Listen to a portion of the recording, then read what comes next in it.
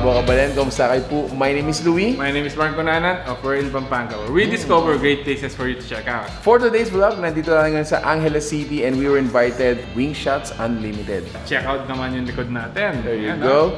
And of course, aside from the meals, meron din tayong ikigai milk tea. So this is Japan's premium fresh milk tea. If you wanna know more about this, samahan niyo po kami. We're gonna eat this one. So tara, let's go!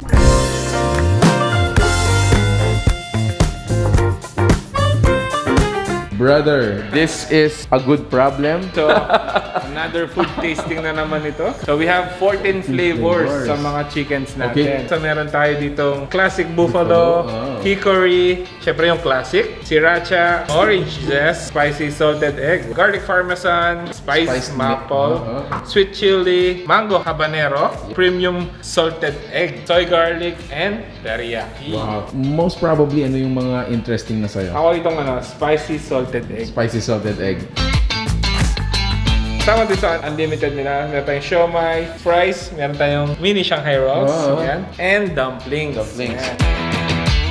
Bro, mention the price. Magkano yun? And this is only for 329 pesos kasama na yung unlimited rice. Unlimited rice. So, ayun nga guys, a la carte din yung mga pizza natin dito, which is, as of now, meron tayong 4 available flavors. And then, dun sa mga milk tea and mga refreshment.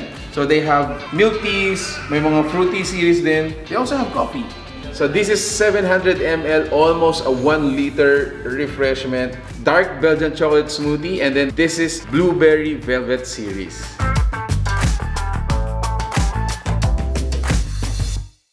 Una kong titikman guys, sweet chili.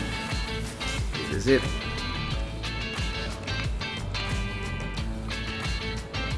Chicken. Tingnan natin yung kanilang classic buffalo.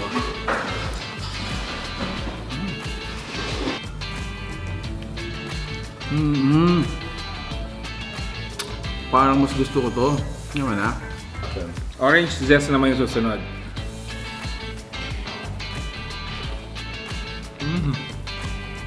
Yummy. Next is the premium salted egg. Very tasty. Another flavor is yung kanilang sriracha. Yan. Alright, so lastly guys, this is the soy garlic. Ayan. Isa rin sa mga favorite oriental flavor ko to. Naman ha? Wow! So again, ayan guys, thank you so much. Wingshots Angeles City. If you're to ask kung ano yung kumbaga nagustuhan ko dito, personally, you gotta try yung spiced maple nila at saka yung teriyaki. That's my personal choice. If you are near this place, actually yung landmark natin dito, if before you get to reach AUF, eh makikita na natin tong lugar na to. If you like this video, come on guys, give this video a like and share it with your friends as well. Thanks so much for watching. We're in Pampanga. Peace out guys. Bye.